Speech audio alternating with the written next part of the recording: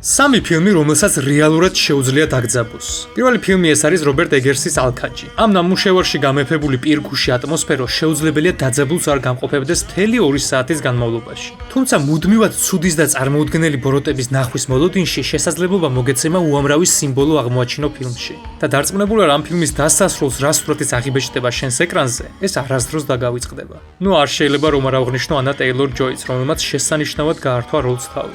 მეორე ეს არის ესპანური ფილმი დროის მარყუში 2007 წლის.